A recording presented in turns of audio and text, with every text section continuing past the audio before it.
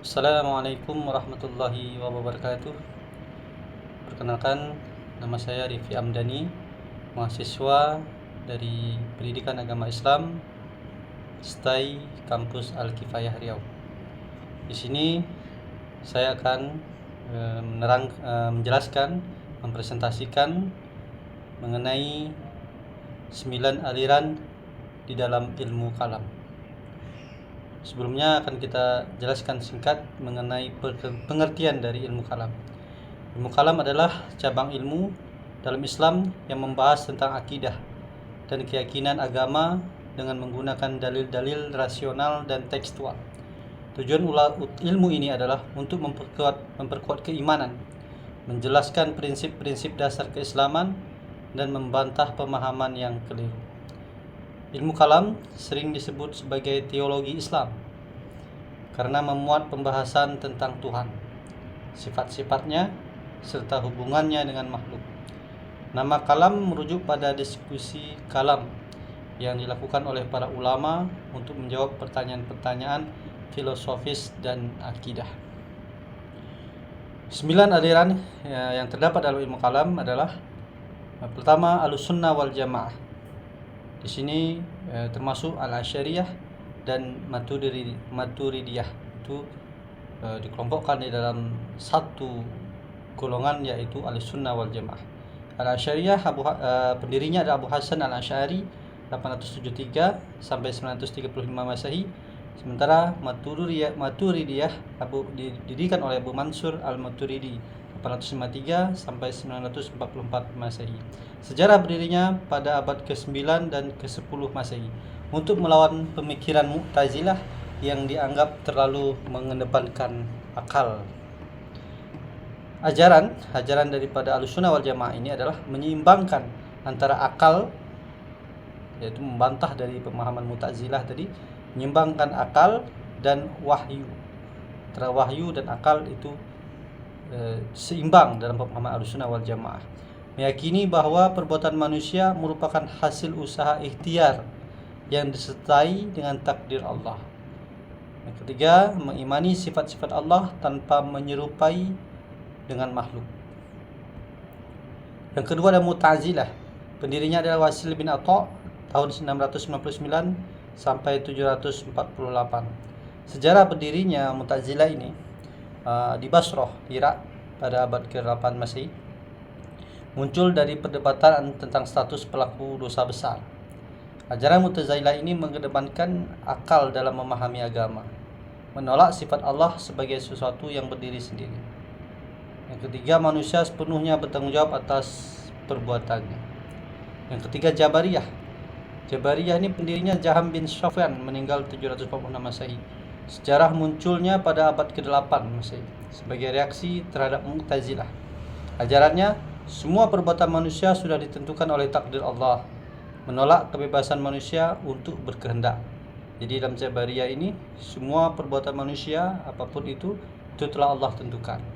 Pemahaman Jabariyah. Sementara di keempat adalah Qadariyah, adalah kebalikan daripada Jabariyah ini. Pendirinya Ma'bad al-Juhani, meninggal 699 Masehi. Sejarah munculnya di Hijaz pada akhir abad ke-7 Masehi. Ajarannya manusia memiliki kebebasan. Kalau Jabariyah tadi, manusia tidak mempunyai kebebasan, semua telah ditentukan oleh Allah Subhanahu wa taala. Menurut pemahaman Qadariyah ini, manusia mempunyai kebebasan penuh untuk menentukan perbuatannya. Jadi menolak konsep takdir yang Allah yang mengikat manusia.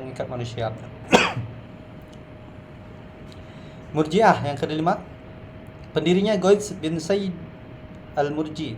Sejarah berdirinya pada akhir masa Khulafaur Rasyidin. Ajarannya menunda penghakiman terhadap pelaku dosa besar sampai hari kiamat. Keimanan hanya diukur dari hati, bukan dari perbuatan.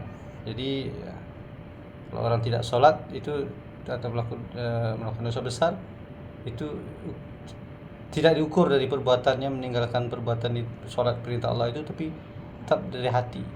Ukurnya adalah hati. Khawarij pendiri, tidak ada tokoh spesifik. Pendirinya itu tidak ada tokoh yang spesifik, tapi muncul dari kelompok yang keluar dari Abi Talib setelah Perang Siffin pada tahun 675 Masehi. Sejarahnya muncul pada masa awal Islam sebagai kelompok politik dan agama. Ajarannya menganggap pelaku dosa besar ini sebagai kafir. Jadi cukup keras paham Khawarij ini. Orang yang tidak berhukum dengan hukum Allah itu langsung dihukumi oleh kafir dan sangat gampang mengkafirkan sesama muslim pada masa itu. Kedua, mengedepankan hukum syariat yang kaku. Syiah yang ketujuh, pendirinya adalah pengikut Ali bin Abi Thalib, tidak ada pendiri tunggalnya. Sejarah munculnya sebagai dukungan politik terhadap Ali dan keturunannya. Ajarannya meyakini bahwa kepemimpinan umat Islam harus dipegang oleh Ahlul Bait. Imam memiliki otoritas suci dalam agama. Tapi kita perlu ketahui bahwa Syiah ini bukan Islam, bukan ajaran dari Islam, dan ini sangat berbeda dengan Islam, dan bisa dikatakan Syiah ini keluar dari Islam, ajaran Islam, dengan kategori-kategori yang telah ditetapkan oleh para ulama kita. Bisa kita lihat nanti pendapat-pendapat ulama kita mengenai Syiah ini. Ini bukan kelompok yang bisa kita ikuti. Sampai saat ini Syiah ini ada, dan ini mesti kita waspadai keimanan kita, keturunan kita mengenai ajaran Syiah ini, dan ini bukan ajaran Islam, dan mesti kita perkuat iman kita, ilmu kita, untuk mengetahui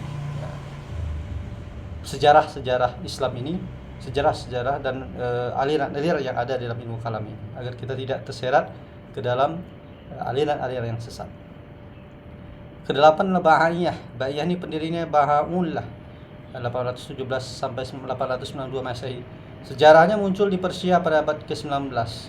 Ajarannya memadukan ajaran Islam dengan universal agama, menolak klaim eksklusivitas Islam sebagai satu-satunya agama yang benar. Ini mungkin lebih ke arah liberal ya. Yang ke-9 adalah Ismailiyah. Pendirinya berasal dari cabang Syiah juga, Ismail bin Ja'far As-Shadiq. Sejarah muncul pada abad ke-8 Masehi sebagai pecahan dari Syiah tadi, Isna Asy'ariyah. Ajarannya meyakini keimanan Ismail sebagai imam yang sah, menganut doktrin esoterisme dan penafsiran batiniah Al-Quran. Dan kita ketahui bahwa ini cabang Syiah, dan ini kita ketahui Syiah itu menganggap bahwa Al-Quran yang sekarang ini tidak asli, dan itu adalah suatu yang perkataan yang menghina umat Islam. Dan sekali lagi ditekankan bahwa perlu kita waspadai aliran ini, karena sampai saat ini masih ada di tengah-tengah kita. Manfaat mempelajari ilmu kalam ini yaitu untuk kita memahami akidah yang benar.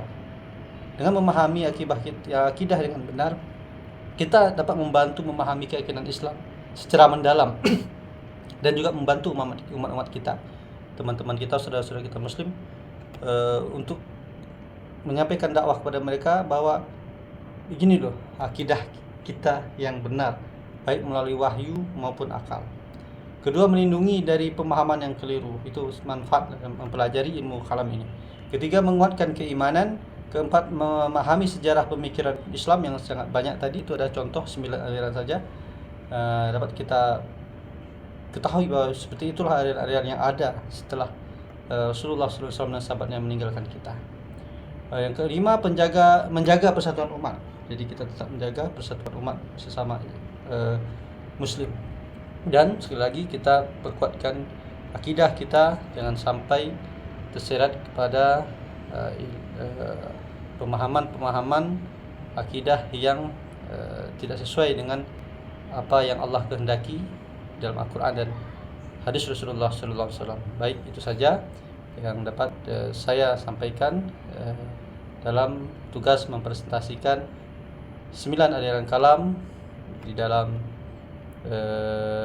ilmu kalam di dalam Islam, untuk dapat kita ketahui bersama sebagai pemahaman atau ilmu bagi kita semua. Baik, semoga bermanfaat dan berkah bagi kita semua. Wabillahi taufiq wal hidayah. Assalamualaikum warahmatullahi wabarakatuh.